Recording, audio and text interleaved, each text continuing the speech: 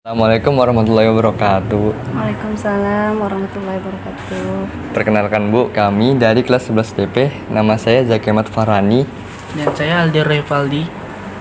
Pada kali ini Bu, kami ingin mewawancarai Ibu. Apakah Ibu bersedia? Ya, silakan. Mau Kami- bicara dalam hal apa ini? Tentang Oh, apa? kami Bu, begini Bu, kami ingin mewawancarai mengenai keberagaman Indonesia Bu.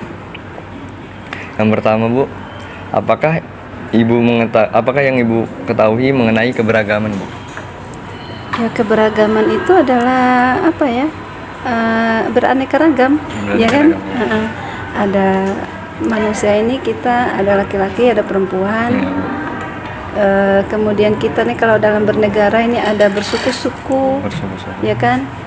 Beragam agama, nggak cuma satu agama, Yes. gitu, tapi ada beberapa agama yang hidup di sini. Islam, Nasrani, Kami Kristen. Hindu, Buddha, Kristen. Konghucu, ya Ya. kan? Ya, beragam, itu Beragam, keberagaman. Jadi dengan keunikannya masing-masing, Ya, Bu. dengan tradisi dan budayanya masing-masing. Ya Bu. Benar. Pertanyaan selanjutnya Bu, menurut Ibu bagaimana menyikapi perbedaan dari keberagaman di Indonesia Bu? Dalam mensikapinya itu tentu saja kita harus pertama kita harus merasa bersyukur, bangga dulu bahwa kita ini Indonesia ini beraneka ragam gitu ya, beragam suku, budaya, agama, dan itu membangun semangat kita ya untuk lebih mempererat persaudaraan. Saudaraan. Kemudian menjunjung nilai-nilai kemanusiaan, mengembangkan sikap-sikap toleransi, ya kan? Ya, Bu. Itu kan juga diajarkan sesuai dengan di dalam agama kita Dalam itu kan, agama Islam. di dalam Al-Quran surat Al-Hujurat ayat 13 itu udah jelas bahwa Allah telah menciptakan kita manusia di bumi ini terdiri dari laki-laki dan perempuan, kemudian bersuku-suku, berbangsa-bangsa, supaya kita bisa saling kenal mengenal satu sama lain. Ya, dengan begitu kita bisa menghidupkan tadi itu Ya, Bu. nilai persaudaraan. Terikat persaudaraan itu apakah karena kita ini senasab atau karena keturunan, atau persaudaraan karena kita ini sebangsa setanah air, ataukah persaudaraan itu karena agama? Agama. Gitu. Siap. Untuk yang pertanyaan ketiganya Bu, menurut Ibu bagaimana bentuk toleransi terhadap keberagaman di Indonesia Bu? Kita mensikapi toleransi itu dengan menjunjung tinggi hak dan kewajiban masing-masing, ya, menjunjung tinggi nilai-nilai persatuan, nilai-nilai nasionalisme terutama ya, karena kita ini kan hidup di dalam negara yang sama.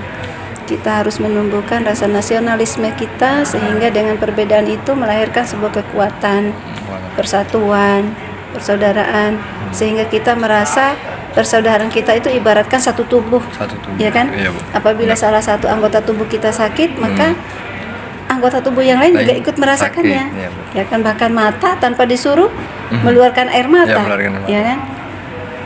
Terus nanti jarinya yang kegores, ada urusan apa, darah yang keluar kan begitu. Bu, Jadi iya, Bu. itulah, jadi menumbuhkan jiwa-jiwa, jadi merasa kita ini menjadi satu bagian, Satu bagian yang lain. bagian yang tidak bisa dipisahkan. Oh, insya Allah. Itu harapannya, ya, Harapannya, mudah-mudahan seperti itu, mensikapi toleransi. Oke, Oke, Bu. baik. Untuk yang pertanyaan keempat Bu, apa manfaat dari perilaku toleransi terhadap keberagaman masyarakat di berbagai lingkungan Bu? Ya, itu tadi manfaatnya kita bisa memperkuat rasa nasionalisme kita, jiwa nasionalisme, patriotisme kita, ya kan? Kemudian membangun rasa persaudaraan, menumbuhkan rasa cinta dan kasih sayang, ya kan? Mengikis keegoisan, gengsi, ya, kayak aku-akuan itu. Jadi dengan adanya rasa jiwa nasionalisme itu tadi, Ya, Bu. rasa-rasa egois itu, gengsi itu tadi, itu keakuannya itu hilang gitu, Oh, hilang, terkikis, sehingga mempermudah proses diskusi musyawarah, ya kan? Ya, Bu. Sehingga nanti tidak ada rasa saling curiga. Saling curiga. gitu. Ya, Bu. Untuk pertanyaan selanjutnya saya lanjutkan ke teman saya, Bu. Oke, silakan. Oke, baik. Permisi Bu, saya ingin bertanya. Meski dikenal sebagai bangsa yang toleran, tetapi keragaman di Indonesia seringkali menimbulkan konflik dan gesekan sosial. Menurut Ibu, apa sih faktor yang melatar belakangi konflik tersebut?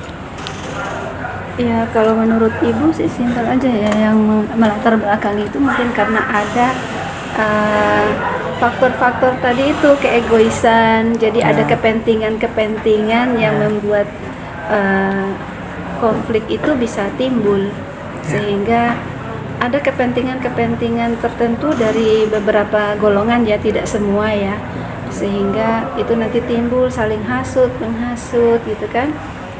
Ya tentu saja dengan hasutan itu bagi orang yang merasa gampang dihasut, karena berarti dia jiwa nasionalismenya yang belum begitu tertanam di dalam diri orang itu. Jadi nilai-nilai tadi itu belum terbangun, sehingga dia gampang dihasut, termakan oleh kepentingan-kepentingan satu pihak gitu ya, golongan tertentu.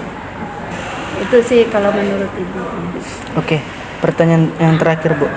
Bagaimana upaya yang dapat dilakukan untuk mengatasi konflik akibat keberagaman tersebut? Ya, untuk mengatasi konflik itu membiasakan diri untuk selalu menanamkan sifat toleransi itu. Ya, kemudian saling menghargai keberagaman yang ada di masyarakat kita, di lingkungan sekolah kita, atau lebih luasnya ya di dalam kehidupan bernegara kita.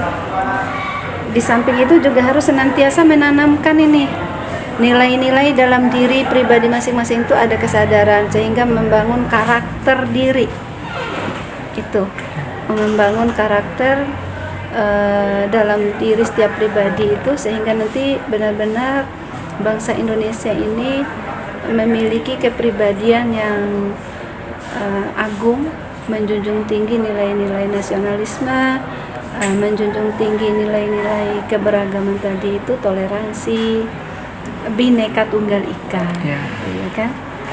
Sehingga nanti tidak mudah dihasut, tidak mudah terpecah-pecah, sehingga konflik yang timbul pun masih bisa diatasi, tidak menimbulkan perpecahan yang sehingga meruntuhkan kekuatan negara kita. Gitu sih. Oke, baik Bu. Terima kasih banyak Ibu yang telah bersedia memberikan waktu untuk diwawancarai. Sama-sama. Ya. Sekian dari kelompok kami. Assalamualaikum warahmatullahi wabarakatuh. Waalaikumsalam warahmatullahi wabarakatuh. Assalamualaikum warahmatullahi wabarakatuh. Shalom, selamat pagi. Pada kesempatan kali ini saya akan melakukan sesi wawancara bersama salah satu tokoh agama Kristen di sebelah saya. Dengan siapa namanya? Bu Agnes. Sebelum melakukan sesi wawancara, kami akan memperkenalkan diri dulu. Perkenalkan, nama saya Marcelo Andika Pengasi. Saya Rizky Akbar. Selanjutnya kita akan lanjut ke bagian pertanyaan. Pertanyaan yang pertama, Bu. Apakah yang Ibu ketahui mengenai keberagaman? Ya, jadi yang pertama itu keberagaman adalah berbagai bentuk budaya, agama, dan suku. Jadi keberagaman berarti tidak hanya satu, pasti lebih dari satu. Jadi untuk menyatukan segala perbedaan dengan menggunakan metode namanya saling menghormati setiap perbedaan. Terus yang selanjutnya adalah menyatukan keberagaman ini nggak mudah, tapi bisa dilakukan dengan metode tersebut agar terciptanya sebuah hubungan yang harmonis. Pertanyaan kedua, Bu. Menurut Ibu, bagaimana menyikapi perbedaan dari keberagaman di Indonesia? Ya, yang pasti ya saling menghargai gitu ya. Terus menerima perbedaan yang ada. Kalau semuanya sama kan nggak bagus ya. Harus ada namanya sebuah perbedaan. Nah, di dalam perbedaan itulah kita bisa menjalin namanya kebersamaan dan tidak saling menjatuhkan satu sama lain demi kepentingan individu dan kelompok tertentu. Pertanyaan ketiga, Bu. Menurut Ibu, bagaimana sih bentuk toleransi terhadap keberagaman di Indonesia? Nah, jadi sebenarnya toleransi itu bisa berwujud saling menghargai dan menghormati. Jadi dengan kepercayaan orang lain ya. Namun toleransi di Indonesia ini masih perlu dibangun lagi, perlu ditumbuhkan lagi. Kenapa? Karena masih maraknya perselisihan antar umat beragama. Ya, contohnya mungkin seperti yang kasus kemarin pada saat umat Kristen beribadah adanya suatu gebrakan atau gerakan yang tidak baik ya, waktu mereka beribadah tapi mereka didatangi oleh beberapa oknum-oknum ya kan. Terus susahnya sekarang itu umat Kristen untuk membangun gereja dengan persyaratan yang rumit. Nah, kalau bisa kan itu dipermudah lah ya kan. Jadi sama-sama saling mendukung, sama-sama saling membangun keharmonisan itu melalui toleransi. Pertanyaan keempat, apa manfaat dari perilaku toleransi terhadap keberagaman masyarakat di berbagai lingkungan? Nah iya, manfaatnya sangat banyak sekali. Kenapa? Karena toleransi ini pasti ujungnya itu membawa damai, kan? Pasti toleransi itu juga menjauhkan namanya perselisihan antar umat beragama. Terus di dalam toleransi juga umat beragama itu bisa duduk bersama, gitu. Nah, dan toleransi ini juga bisa membangun sebuah silaturahmi antar pemeluk agama satu sama lain. Dimulai dari tetangga kita dulu, baru orang-orang yang jauh. Gitu. Tapi sebenarnya ujung tombaknya adalah pemuka-pemuka agama. Kalau pemuka agamanya membangun toleransi yang bagus, pasti ke bawahnya juga bagus. Gitu.